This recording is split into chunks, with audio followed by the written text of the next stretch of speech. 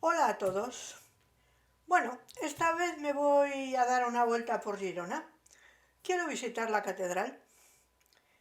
No sé si habréis visto el vídeo que pasé ya hace un tiempo sobre las murallas y los baños árabes. Si no lo habéis visto, bueno, os aconsejo que lo veáis. Está bastante bien. A mí me gustó pasear por las murallas y ver lo que os explico en ese vídeo. Pero bueno, esta vez mi intención es hablaros de otra cosa, de la ciudad de Girona, de sus inicios y concretamente de su catedral. Antes de la llegada de los romanos, la zona de esta donde está ahora Girona estaba ocupada por un pueblo íbero, los indiquetes. De ellos se han descubierto varios poblados, tanto en la costa como en el llano que ocupa hoy la ciudad. Si miráis el mapa que os paso, veréis que al sur, a unos 3 kilómetros de Girona, se encuentra un poblado ibérico que le llaman La Crehueta. Y hacia el norte, a unos 10 kilómetros, por lo que me han dicho, estaba el castro ibérico de Querunta. Hoy ese castro está en el término municipal de San Julián de Ramis y ambos yacimientos están actualmente en proceso de excavación y estudio. Hacia el año 77 a.C. aproximadamente, Pompeyo ordenó construir una estructura fortificada en una colina cercana a esos dos poblados ibéricos.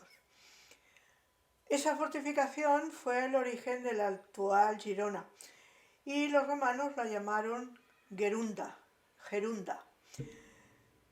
y la repoblaron con habitantes del mencionado castro ibérico de Querunta, que está en San Julián de Ramis, el que os he comentado hace un momento.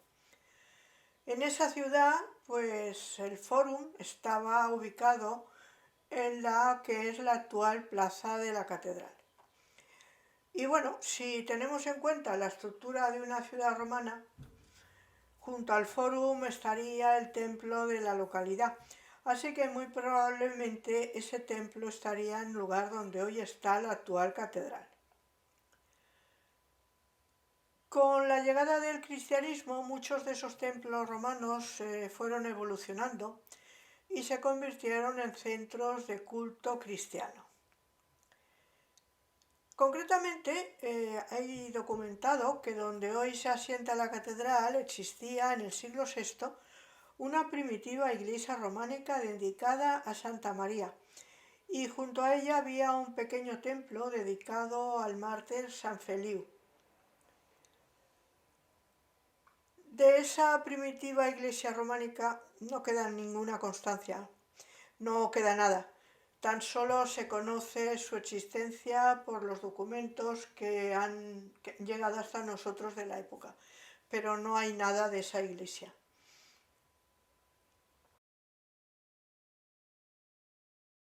La catedral actual de Santa María se encuentra en el punto más alto de la ciudad.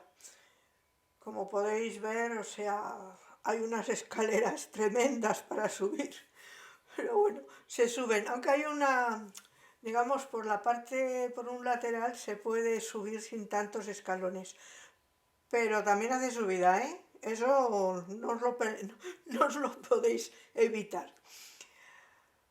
Bueno, sigamos. La catedral se construyó entre los siglos XI y XVIII, por lo que presenta tres estilos arquitectónicos sucesivos. Hay románico, hay gótico y hay barroco. El primer templo era del siglo XI y románico. Tenía un claustro y dos campanarios, uno de los cuales estaba situado aproximadamente en el mismo lugar que hay el actual, pero este fue derribado cuando se efectuaron las reformas en el periodo gótico, entre el siglo XIII y XIV. El otro campanario de esta primitiva iglesia románica era una torre de estilo lombardo, y esa torre no se derribó. Fue utilizada como contrafuerte durante la construcción de la catedral gótica. A esa torre se la conoce popularmente como la Torre de Carlomagno. Esa torre de Carlevany es un poco difícil de ver. Desde el claustro se ve por un lateral, pero cuesta un poco. Y también se ve, bueno, donde se ve bastante clara y bastante bien es si entráis por los jardines de la Francesa, por una especie de, rodeando la catedral, donde está en el ábside, hay el camino de ronda que le llaman. Bueno, pues desde ese camino se puede ver, y si entráis en los jardines de la Francesa, pues se puede ver mejor. Pero si no, a simple vista no se distingue, no se ve dónde está. Bueno, el claustro es románico del siglo XII y se conservó tal cual durante las reformas que se hicieron en el siglo XIII, en la época gótica. Bueno, es lo único que queda de la parte románica de la catedral. El templo se fue reestructurando en periodos sucesivos hasta que se finalizó en el siglo XVIII con la construcción de la fachada, que es de estilo barroco. Bueno, debéis saber que la catedral actual consta de una gran nave gótica que tiene 23 metros de ancho. Por lo que me han dicho, es la segunda más ancha del mundo, después de la Basílica de San Pedro del Vaticano. Además tiene 35 metros de alto, donde predomina la sencillez con arcos apuntados, bóvedas de crucería, casi no tiene aberturas y la decoración es relativamente escasa, es muy austera. Para acceder al templo, como os he comentado antes, hay una gran escalinata que se construyó entre 1686 y 1699. A ver, es enorme. Son 90 escalones y se han distribuido en 3 tramos con una balaustrada de piedra a ambos lados. Esa balaustrada es una recuperación románica de una construcción anterior. La catedral tiene 2 entradas. La principal, a la que se accede por la mencionada escalinata esa tan grande, y otra ubicada en el acceso lateral sur. Si le dais la vuelta por la derecha, podréis llegar a esa segunda entrada, a ese segundo portal. Es la Puerta de los Apóstoles y es de estilo gótico. La fachada de la entrada principal está construida en piedra y tiene apariencia de un gran retablo. Se terminó por completo en los años 60 del siglo XX. De ahí que algunas esculturas sean modernas, como las 2 de la puerta de entrada, que representan a San Pedro y San Pablo, y son obra de Josep María Bohigas. Son del año 1962. Por lo demás, esa fachada, tal como os he dicho, tiene una estructura tipo retablo, con sucesivos niveles adornados con esculturas, pero la mayoría de ellas son de mediados del siglo XX, no son antiguas.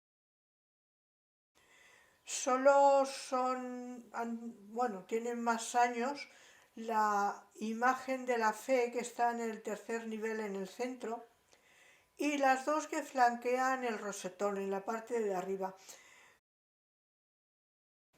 Esas son las únicas que son antiguas, porque las otras son todas modernas del siglo XX. Bueno, tal como os he dicho, aparte de esta fachada principal, la catedral tiene otra entrada, es la Puerta de los Apóstoles. Esa es de estilo gótico, es aproximadamente de 1370 más o menos, aunque ya en el siglo XX se reformó, incorporándole algunos elementos así de estilo neogótico. Siempre cuando hay una reforma actual, siempre hacen algún apaño. Gran parte de ese portal fue reconstruido en el siglo XX, después de la Guerra Civil. Inicialmente había en ese portal de los apóstoles 12 esculturas de terracota que representaban a los apóstoles, de ahí que se llama el portal de los apóstoles. Pero de todas esas esculturas solo se conservan dos que las han colocado en la entrada del Museo de la Catedral. Esas esculturas son aproximadamente de 1458. Una representa a San Pedro y la otra a San Pablo.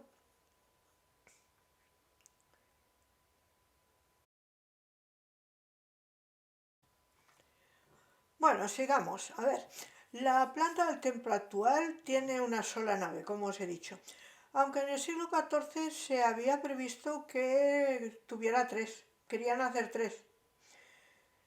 Y quedan de la época gótica el ábside, el deambulatorio con 9 capillas y el inicio de esas tres naves que querían hacer, que luego lo hicieron un apaño y derivaron en una sola, mediante la incorporación de un arco y dos pequeños laterales. Se ve muy bien en la foto que os estoy pasando, se ve la parte de la nave, de lo que sería la nave central, y dos laterales más pequeñas, con un arco en el centro y dos arcos en los laterales. La idea original realmente era de construir tres, pero solo se levantó una. Supongo que sería porque se quedarían sin dinero o por algo por el estilo, no lo sé. No se sabe por qué.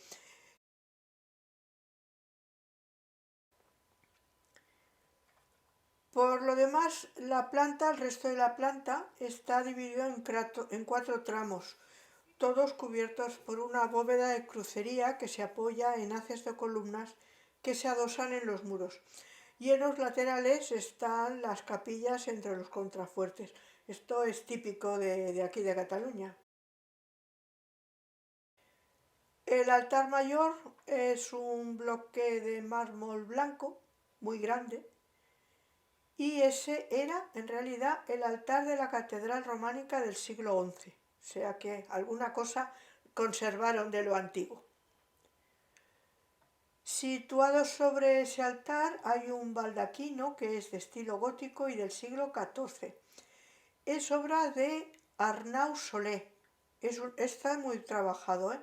y realizado totalmente en plata. Es muy bonito. Si miráis la foto que os paso, la verdad es que se aprecia muy bien que es de plata, pero plata de verdad, ¿eh? Y detrás del altar hay un retablo de estilo gótico. Ese no es muy grande y no se puede acceder directamente a él. Está todo cercado con barrotes. Está al lado detrás del altar mayor, pero hay como una especie de puertas de reja que no deja acceder a él. Ese retablo tiene aplicaciones de plata repujada y dorada. Tiene 300 esmaltes y varias piedras preciosas. Realmente es una joya de la orfebrería catalana y data aproximadamente del 1325-1350. Aparte de eso, distribuidas por el ábside y los laterales, como os he dicho, están las capillas. Encontramos varias con retablos, esculturas y tumbas muy interesantes. Os voy a destacar alguna de ellas porque hay algunas que vale la pena mencionarlas específicamente. Veréis, en la capilla de San Dalmau se encuentra el sarcófago de alabastro del cardenal Anglesola, que fue obispo de Osona en el 1383. El sepulcro es del siglo XV por eso, y es obra de Pere Uller. Luego, si miramos entre las capillas de San Narcís y de los Santos Inocentes, vemos la tumba del conde de Barcelona Ramón Berenguer II, cap d'Estopas. Esta se realizó en 1358 por Guillem Morell.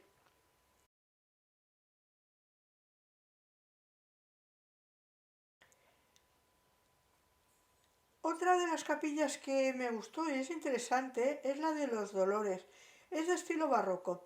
Está hecha en madera dorada y policromada. El retablo se realizó en el 1717 más o menos por el escultor Pau Costa. Es muy bonito.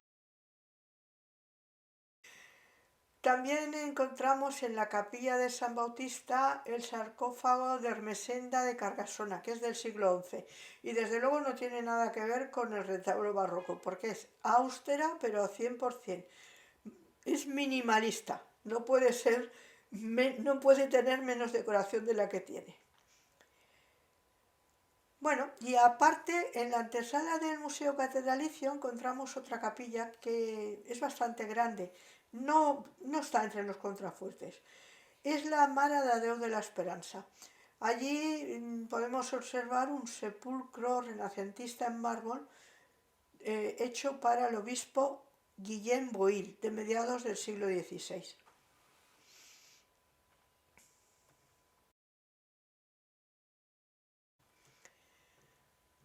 Hablemos ahora del claustro, que es románico, del siglo XII, y tiene una planta en forma de trapecio. Los lados son desiguales para adaptarse al espacio disponible, ya que en realidad está contiguo a la muralla, entonces hace así un poco de esquinas. Las 4 galerías están cubiertas con bóveda, pero no son iguales. Hay una que es de medio cañón, la que mira al norte, y las otras 3 son de un cuarto de cañón. Os paso esas imágenes para que le podáis apreciar. Desde luego, si estás allí se ve muy bien.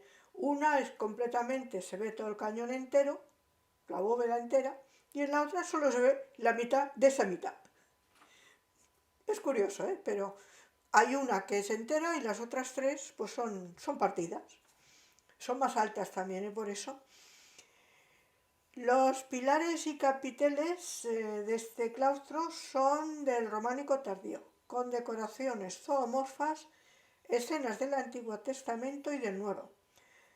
Además hay muchos temas vegetales y geométricos. Y bueno, si miramos los capiteles vemos que las representaciones no son todas del mismo estilo. Se diferencian muy bien según el lado del claustro al que pertenecen. En realidad depende de cuándo se construyeron según las modas de la época, porque otra cosa no puede ser. Bueno, a ver, veo que esto se está alargando demasiado, así que de momento lo voy a dejar así.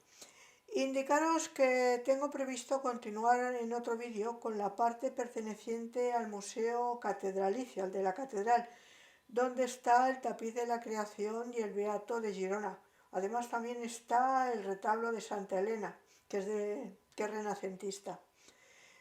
Bueno, esto lo tengo previsto para otro vídeo porque la verdad es que merece verse en un poco de detalle.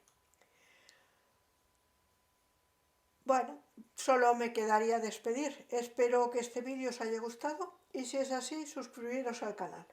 Subo un vídeo cada semana. ¡Hasta pronto!